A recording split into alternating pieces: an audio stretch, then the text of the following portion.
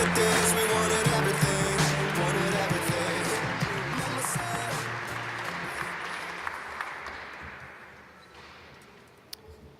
Good morning.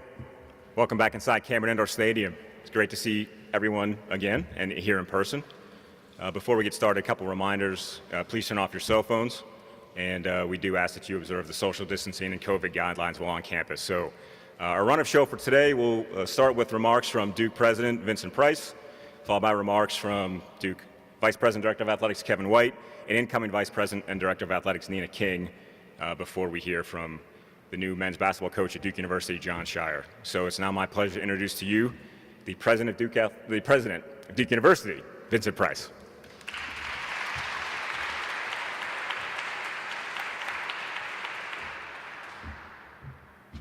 Good morning.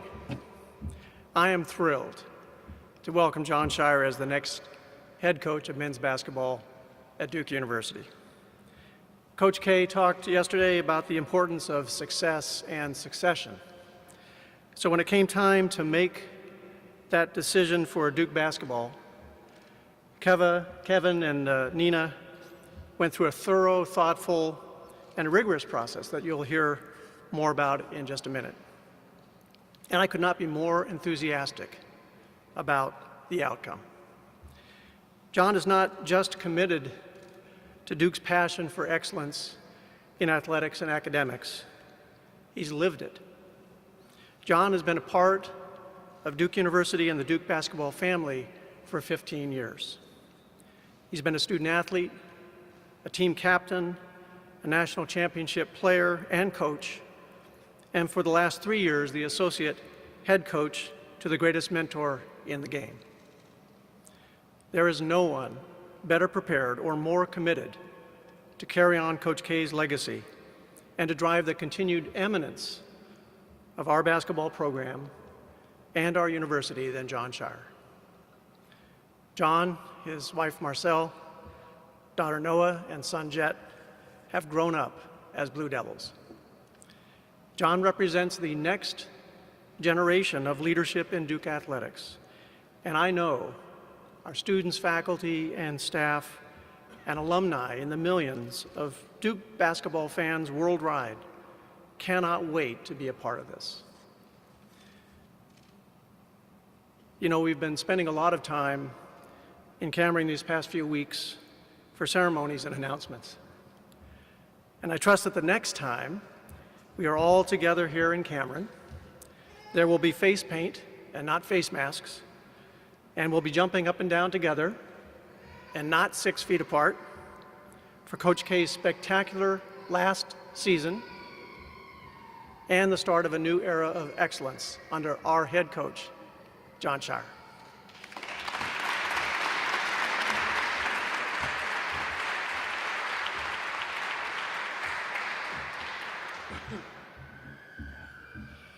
Feels like Groundhog Day, and for our coaches and our staff, we've kind of used that expression liberally here over the last year with COVID every Friday when we met for an hour. But it's just so great to be here this morning. Once again, not unlike yesterday, my objective is to be intentionally scripted and very brief. To be sure, this is indeed an exciting moment in the history of Duke athletics. Quite frankly, in the history of Duke University. Jon Scheyer represents, in my opinion, and everyone here's opinion, best in class relative to the next generation. Simply put, an outstanding contemporary leader within college coaching. Pointedly, Jon, along with Nina King's recent appointment as VP AD, places Duke University at the cutting edge of the next generation movement. I mean, we are really well positioned moving forward. In terms of process, let me be clear and utterly transparent. Although I'm on the exit ramp and have been so proud to have served here for the last 13 years, President Price asked me to help facilitate the process along with my esteemed successor, Nina King. Of course, beginning with my Duke interview back in 2008, there has been no shortage of inquiries, questions relative to Duke's men's basketball leadership succession. For Mike Krzyzewski's eventual departure would be dramatic, if not absolutely impossible to replace. Throughout the past decade, I've been in earnest securing valuable insight and from former players, Duke players, university senior administrators, if not keenly interested trustees along the way, notwithstanding an occasional taxi driver or a bartender as well. Justifiably so, of course, I engaged in ongoing conversation with our tremendous, iconic coach, Mike Krzyzewski, for his perspective has been invaluable and perhaps absolutely priceless. To that end, I might characterize all of these ongoing conversations as what I call pre-procurement activity, for we have long been studying the marketplace and placing a real premium on Duke family members first and foremost. As for the search process, you should know that we have had 9 head coaching searches during my tenure here at Duke. Each search was chaired by the respective sport administrator, and in this case, this one was ably served by John Jackson, who's the men's basketball sport administrator, and he did a brilliant job. Interestingly enough, relative to those 9 appointments, I thought you might find this interesting, 3 came from the inside of the department, came from the existing staff. For good reason, we are extremely proud for having a very high quality bench to go to. And we've had that, again, 1/3 of the appointments we've made have come from internal candidates that were on the existing staff, and we are very proud of that. Staying true to the past practices, once again, a search committee was assembled. Again, John was the chair, wherein they worked very closely with CSA, Collegiate Sports Associates. For those of you who know this, our business, that would be Todd Turner and Company, and they have facilitated all 9 of our head coaches searches to date. Again, from the time that Mike and Mickey firmed up their retirement plan, this process took roughly 10 days, and we're proud of that as well. At the end of the day, Jon Scheyer literally won the job. John, you won the job, and we're just so darn proud of that. During John's 3 interviews, he depicted, once again, a contemporary leader who enjoyed a great grasp of all things, analytics, transfer portal, NIL. Notwithstanding, John has an unparalleled sense of both the current and futuristic, highly competitive recruiting game and/or all the strategies. Lastly, unequivocally, John has a phenomenal relationship with the players, some of which are here, and some former players as well. For within this ever-evolving landscape, it's never been more important, if not absolutely critical, to have those kinds of relationships in place. Given all of that, John and Marcel, as well as the entire Scheyer family who are here proudly and should be, I'm just so darn proud, John, and I've said to you 3 or 4 times, the fact that you won the job, and you did it intellectually, emotionally, and passionately. I'm just really proud. Of course, from now until April 2022, John will continue to serve as Coach Krzyzewski's very, very strong associate head coach. I would argue maybe the associate head coach, best associate head coach in the country before embarking on this next chapter as the 20th head men's basketball coach in Duke history. Again, congratulations to John. Nina, next play. It's all you.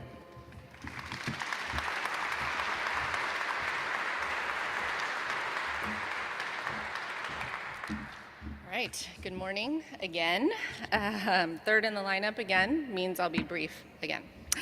I am thrilled to be here along with President Price and Kevin White to introduce Jon as our next Duke men's basketball head coach. Simply put, Jon Scheyer is Duke. As you know, he came to Duke in 2006 and enjoyed an outstanding career as a student athlete. His blood, sweat, and tears are in these hardwoods. As a player and now an associate head coach, Jon has been learning from and has been mentored by the very best in Coach Mike Krzyzewski.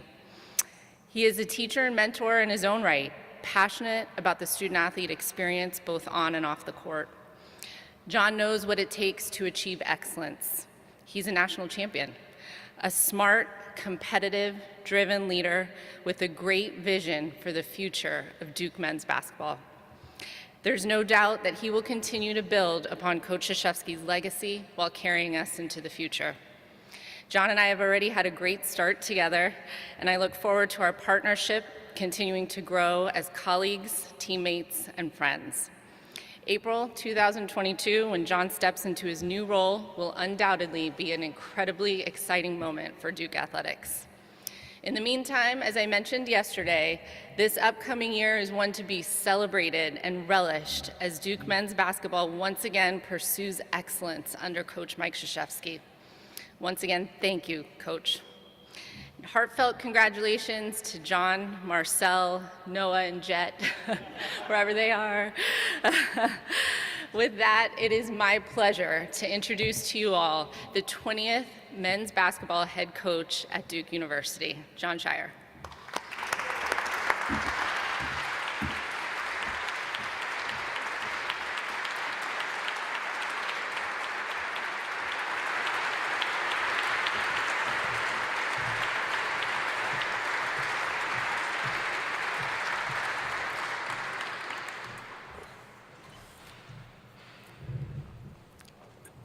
So I don't want to break any tradition yet. Do I need to spell my last name?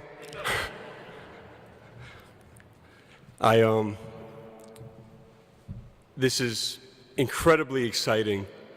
President Price, Kevin, Nina, thank you so much for this incredible opportunity. You know, Coach talked yesterday about the power of belief, and I won't take a moment for granted the belief that you've put in me. I am incredibly grateful and so thankful for this opportunity. This has been an indescribable 48 hours for me. It's been surreal. The amount of messages, texts, calls. It's a pretty cool moment. But all the messages, friends, family, former players, some who I haven't heard from in a while, which is terrific. And it's a reminder that I'm not up here alone today. You know, I'm incredibly thankful for all the people along the way who have supported and helped me on my journey to get to this point.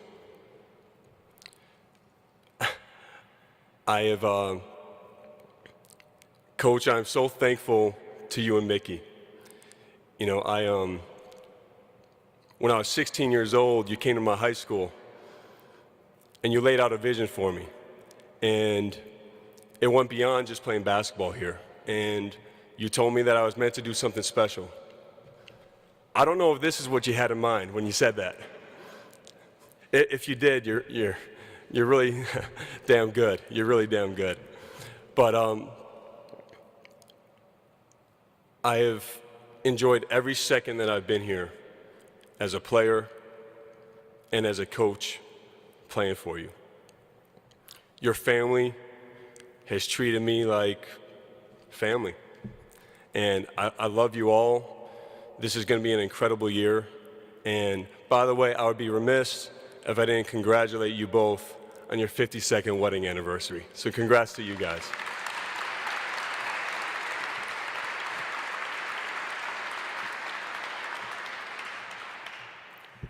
But you did put your belief in me, put your belief in those guys over there as well. Even when we lost 4 in a row, my freshman year. Twice, by the way, which you mentioned the dark moments you had yesterday at times. I think you were referring to my freshman year. I felt responsible for that. But not many coaches would tell their team that they were going to win a national championship in the midst of a 4-game losing streak, and you did that. You spoke, we listened, we believed in you immediately, and we did amazing things together. Obviously, winning the national championship is a part of that.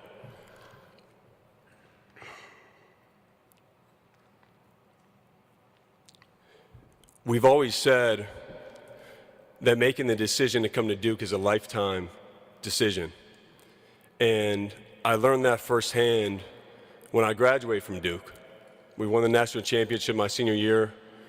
By the way, shout out to a couple of my former teammates back there, Lance Thomas, Brian Zubak, and Nolan Smith. I'm going to get to you later.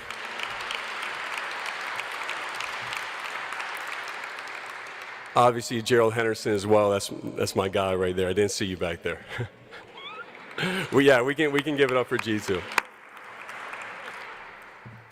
But we won the national championship, and that summer I was playing for the Miami Heat in Summer League. And LeBron James and Dwayne Wade probably do not know this, but I was planning on being their teammate that fall. And then the second game of Summer League, I had an injury to my eye.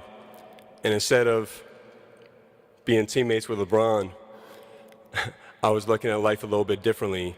And doctors were telling me that I may never play basketball again because the permanent vision loss that I had in my right eye. And I remember calling Coach. Coach called Terry Kim, who was on a flight the next day immediately to come to Chicago to make sure I got the best care I could possibly have. And if that's not an example of Duke being a lifetime decision, I don't know what is. And it set me on a path that has led me here to this point today. I was able to get into coaching at an incredibly early age, and the experience that I've had is unlike any other I could have possibly dreamed of. And that's what I wish for all players going forward. And, you know, one of the best gifts that you've given all of us, Coach, is each other. You know, I've been overwhelmed with the love, the emotion of our former players and our brotherhood these past couple of days. And I didn't even know these guys were coming last night.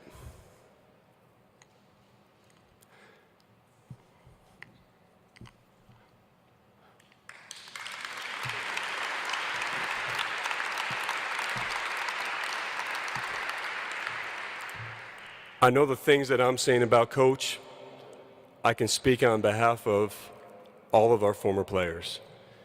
We have an incredible pride in this program, in the blood, sweat, and tears that Nina mentioned that all of us have put into this.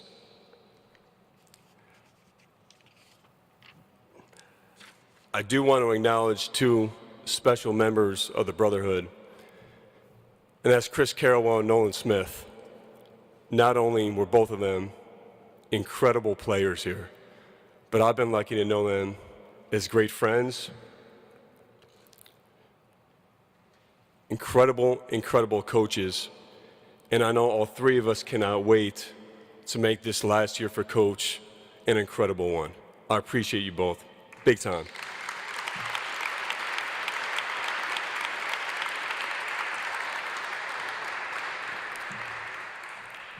As I look back on what I'm most proud of in my career, it's the fact that I never missed a game or a practice as a player.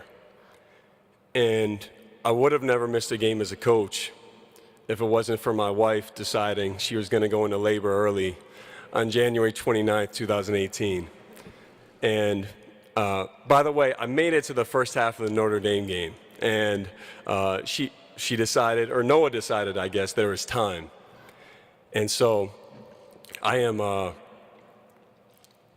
that's a half of a game. And the other moment was 2 years ago when we were playing at Syracuse. And some of you may remember this, and we were going to the game, and I felt a pain in my stomach, and soon enough, a few hours later, I woke up in a hospital in Syracuse. I had my appendix taken out. But I say all that because I do not expect this to be easy. I don't expect it to be easy. I don't expect to be given anything. We do not expect to be given anything. But I'm always going to show up. Always going to show up and do whatever it takes to succeed at the highest level here and with the standard that's been set at Duke. It's a privilege and an honor to do that.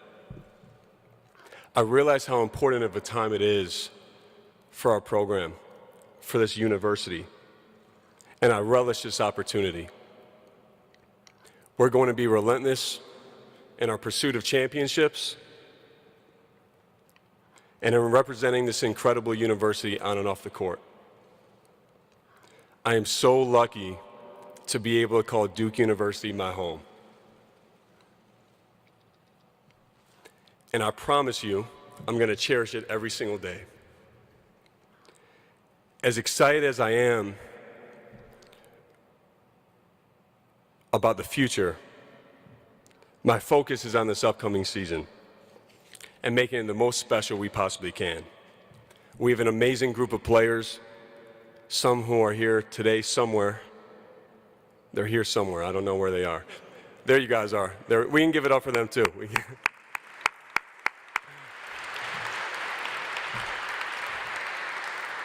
I feel like they were dressed up a little bit more for coaches yesterday. I think they realize he controls the playing time still. But I appreciate you guys being here. And before I move on, I just want to thank my family. You know, my wife Marcel, we've been on an incredible journey together, and I can't wait for this next chapter of our lives. You know, Nina, thanks, all of you, thanks for mentioning my son, Jed, and my daughter, Noah, wherever they are. I'm not sure they know what's going on right now, but hopefully at some point it hits them. My parents, Lori and Jim, Brooke and Ryan, Jen and Danny, I love you all. Thank you for the incredible support, the sacrifice throughout the years. And I just want to say, as important as anything in this, our players come first. You know, I am so proud of these guys back here. I'm proud of all of the players that have come through here in my last 8 years, the relationships, the moments.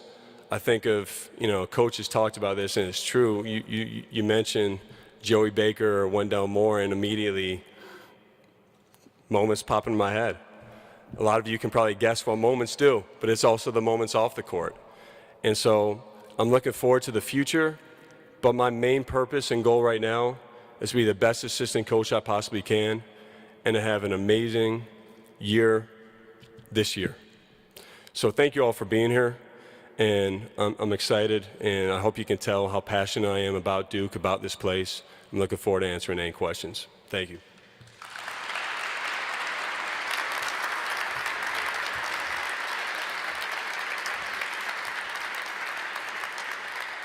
John, thank you very much. Congratulations. Thank you. We have a number of questions in queue from our media that have gathered here, and we'll follow the same kind of protocols we did yesterday.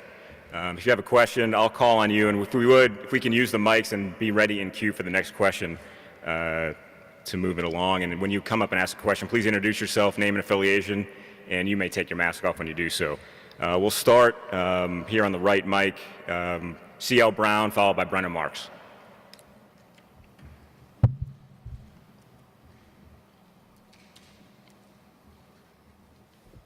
Hi, John. I'm going to ask you this question with Coach K standing behind me, so you have to let me know if he runs up on me. But have you thought a lot about what it's going to be like to have him still present here as you are the head coach, and just, you know, how much you may ask his advice, or, you know, we talk about the shadow that his legacy is cast. I mean, will that also be a shadow in terms of how you manage the team?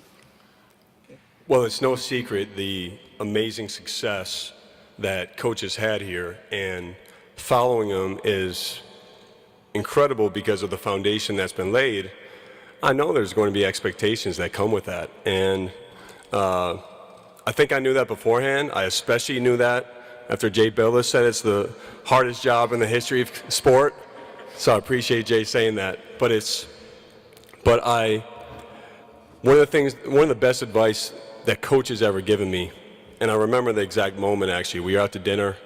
It's a long day of recruiting after Peace Jam, and we were just talking about life, about everything. And he shared some advice that he was given when he was young. And that was just to follow my instincts fully. And that's what I'm going to do. I'm going to follow my instincts. I'm secure in who I am. Coach K is one of one. He's one of a kind. And I would be unsuccessful if I tried to be him. Nobody can be Coach K. Now, with that said, I'm not stupid. If there's if there's something that I can go to him and talk to about, I have the best resource in the history of college basketball that I could ever have. I'm going to go to him. Our relationship stands on its own. So I feel excited about it. I think it's an incredible advantage. I think it's an amazing thing for the university to have him here. And I'm frankly not worried about that at all. Go Brennan, and then we'll go Jake Piazza.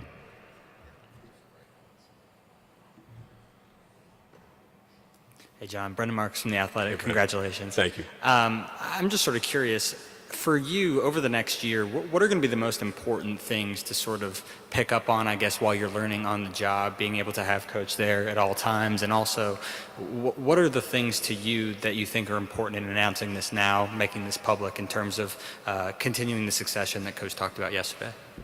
Well, I plan on taking advantage of the amazing opportunity that these 10 months present, right? And it's a unique situation. I think the thing that it does is it gives clarity, and clarity is helpful. Sometimes when something's unknown, your mind starts to wonder whether you're player, fans, staff, university, whatever it may be.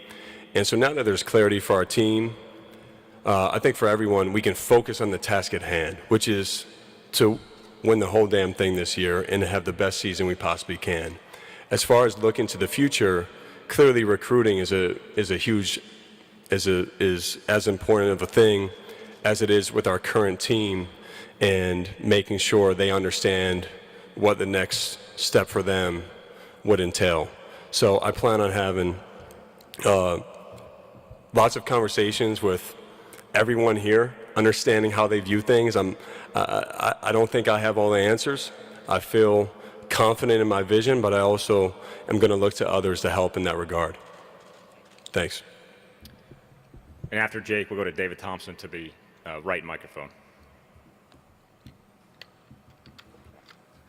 Hi, Coach. Jake Piazza with the Chronicle. Congratulations on the big news. Thanks, Jake. What I wanted to ask you was about the moment. Was it a phone call? How did it happen? And what kind of thoughts and emotions are running through your head when you realize that you're going to be the next Duke head coach?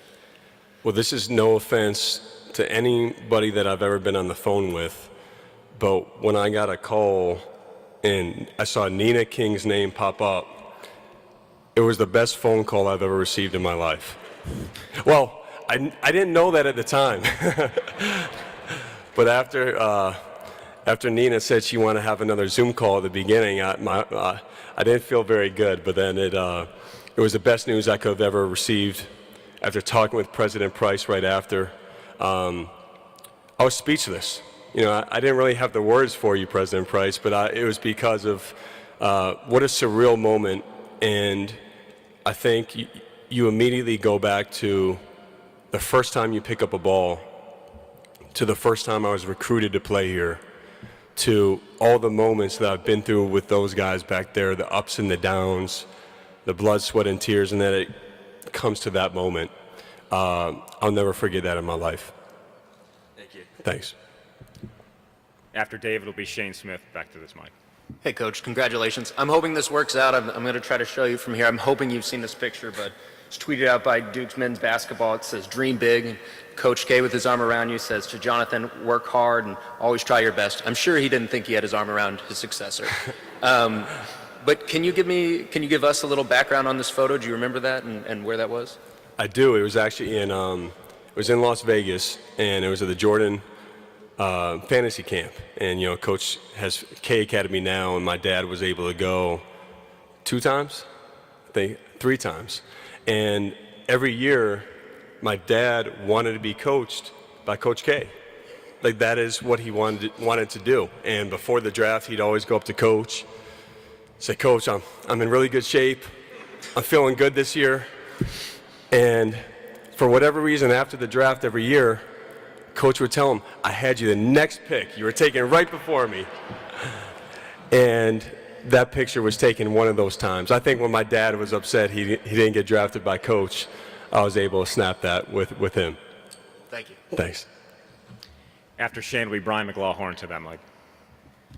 Hi, John. Shane Smith, Duke Chronicle. First of all, congrats. I'm curious on, growing up on how you always saw your career after, after your playing career ended. Obviously, your playing career ended sooner than you would have expected, but did you always anticipate going into coaching after? I always wanted to be a coach. I remember when I was about 10 years old, I would have these notebooks and I would draw up fake rosters and schedules and statistics of college teams, of every team. And I always had a love for college basketball, as well as professionally, but always college. My aspirations was to have a long NBA career and then get into college coaching. And sometimes life works out differently than you think. And I mentioned that moment before where I think it definitely sped up the process of this happening. And in retrospect, and I learned very quickly, that was the best thing that could have ever happened to me. And to be in this position now is beyond a blessing. But coaching is an incredible passion of mine. It's always been. And getting to experience someone else's success other than your own. When you're a player, you're solely focused on yourself. And when this happened to me, and I was proud of the professional career I had for 3 years, I played, really in a bunch of different places. But to be in the moment and all of a sudden at Boston College, Joey Baker has 3 back-to-back shots.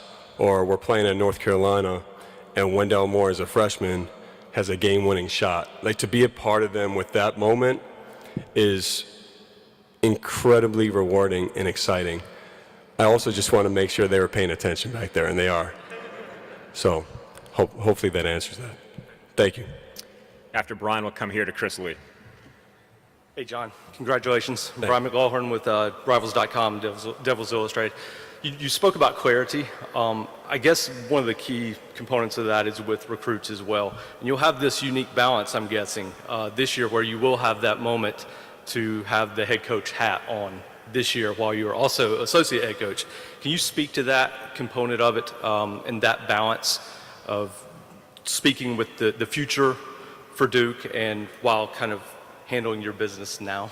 Yeah, no, it's going to be a great challenge, but I think it's a great opportunity. And, Nolan, Chris, and myself, we're going to be out on the road a lot. And, Duke is an incredible place with a lot to offer. It is the best of both worlds. You can't get a world-class institution with a basketball program like this anywhere. It's the best. And, the thing is with Coach is still here. Coach isn't going anywhere. And so we're looking forward to, one, we haven't been out. We haven't been able to see anybody in person, so we're looking forward to doing that.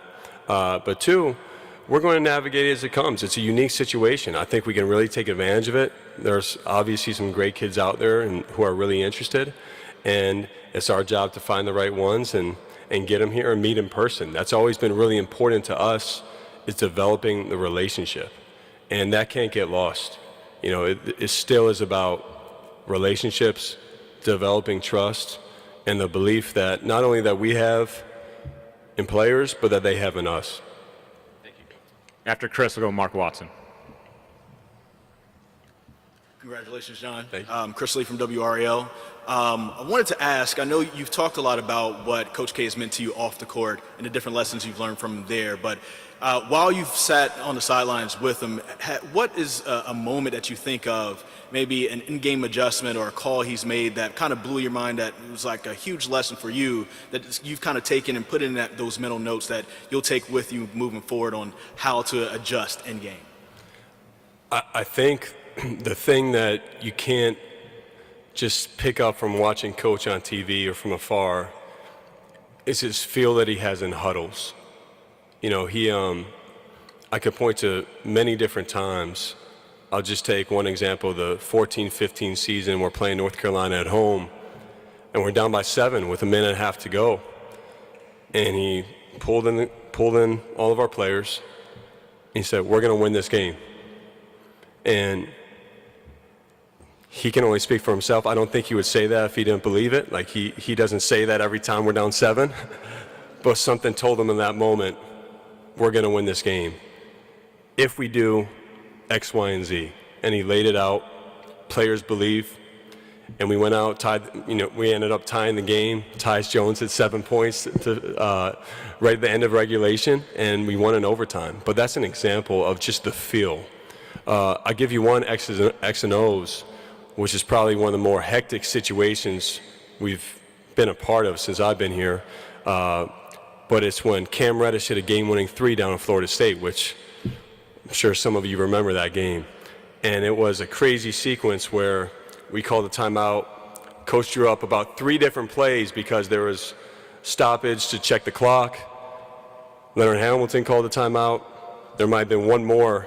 And on the third and final play, he said, all right, here's what's going to happen. And literally what he said was going to happen. Cam is going to come around, find him. They're going to go right to RJ. And Cam ended up with a wide open 3. And obviously you have to make the shot still. But those are the special moments that have been fun to watch. Mark Watson and then Bridget Condon. Mark Watson, Political Nation. Congratulations. I've known you for a while, covered you on the recruiting trail as a player, coach. I wondered if you could talk about the continuity of this hire. I mean, this familiarity, you're going to be coming along with Nina. You're going to have a lot of good support around you, but more so about Nolan, how you two have been together so long, and how that's going to help you just knowing these guys and having them in place from day one. And I'm going to sit down for that. Okay. Well, first of all, I think it's an amazing opportunity with Nina and myself. We've had many conversations. The fact of the timing of this, what 2 weeks ago, a little over 2 weeks ago, and now with the timing of me being hired to grow together. And, coaches from day one, literally the first year I came back, Coach had the most important relationship, two most important relationships are with your athletic director and with your president. And I've seen the way Coach interacts, and that relationship with Nina, relationship with President Price is incredibly important to me. And I plan on doing everything I can to make sure I follow their lead, I follow their direction, and our program is going to represent what they want it to be. As far as Nolan goes, I'm going to throw Chris Carrawell in there as well. Although Nolan and I had the amazing experience of playing together for 3 years. We have been through a lot together, and he is. I think you all know what an amazing personality he has, and to go through this with both Chris and Nolan gives me a great deal of confidence. We are on the same wavelength. We've had conversations, one, how we can be as supportive as possible this year, how we can, like I said, focus on the task at hand, but two, build for the future and play off one another, just like we did on the court. And, so we're going to continue to do that. It's going to be something where we have to figure it out as we go along, because this is unprecedented. This hasn't happened before. But there are not 2 other guys I'd rather do it with than Chris and Nolan. I also want to say the staff that we have, our entire staff, is incredible. The infrastructure that we have in place, we are in an amazing position to move forward. And I can't wait to work with, hopefully most of you are here, with each and every one of you as we move forward. So thanks for the question, Mark. Bridget Condon and then Barry Jacobs. Hi, John. Bridget Condon from ABC 11. Coach K's legacy is one we've heard, for years, yesterday especially, too. It's going to be here forever. It's not going to be erased. But now you have the opportunity to create your own legacy. What do you want your legacy to be? Well, I haven't even gone that far. I've tried to, in these last 48 hours, take it all in and be in the moment. And I plan on doing that every step of the way this year. And as far as my legacy goes, I literally have not gone that far. I would like to think that everyone who knows me well knows I show up every day. You can depend on me every single day. And, I think as far as my basketball knowledge and coaching instincts, I think only time it'll take time for everyone to get a great understanding of that. But I show up every day, and I'm going to take that as it comes. Thank you. Barry Jacobs, and then Jim Sumner.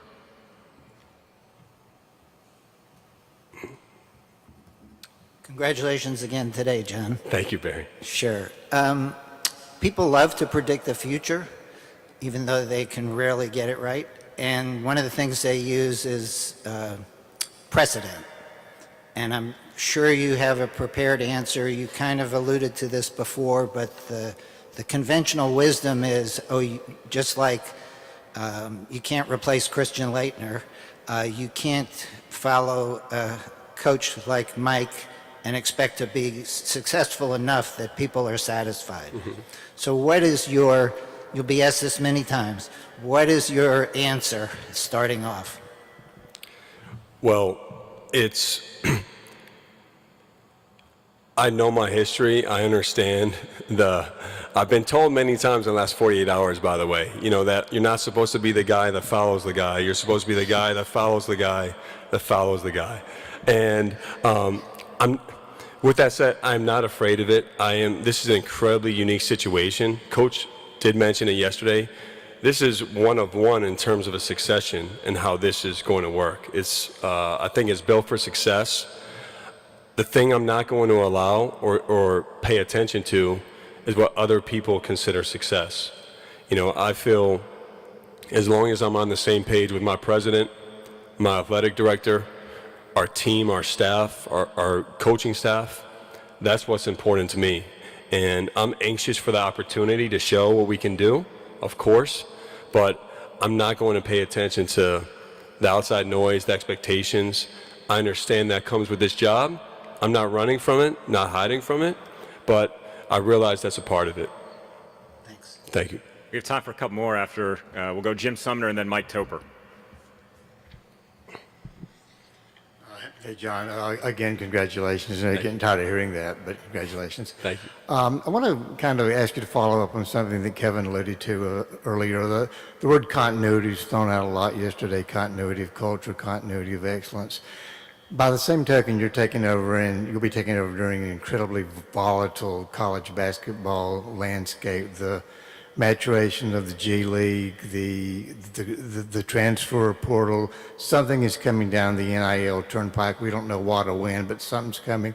The NBA might be changing their CBA.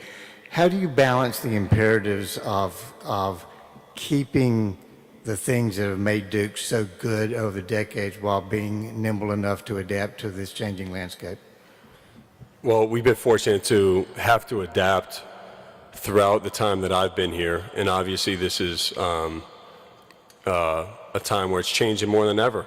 I think it's changing for the better. It's a great time for our players.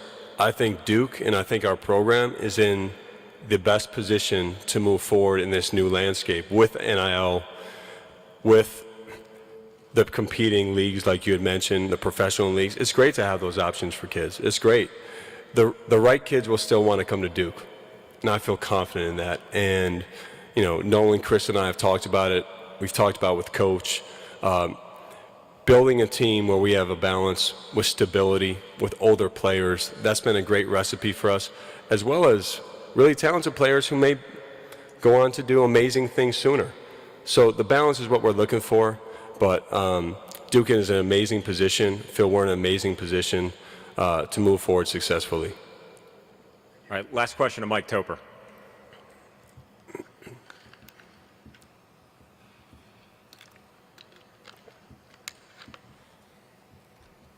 John, congratulations. You talked a little bit about recruiting, and my question is, as a first-time head coach, what will be your strategy to attracting recruits to Duke, and again, in a role as the head coach? Can you describe how helpful it might be to have former Duke players kind of making up the staff in that regard? Well, for Chris, Nolan, and myself, as former players, we're incredibly protective over who comes into our program. And, we've walked it, we've been here from multiple perspectives. So I think it brings a level of credibility. We know the pressure, we know the expectations, and in some ways that can even go up. But I think it's an amazing opportunity. Like I said, coach is still here as well, so you get the best of both worlds. The thing that I know I don't have the luxury to show or to prove is, here's who I am as a head coach this year.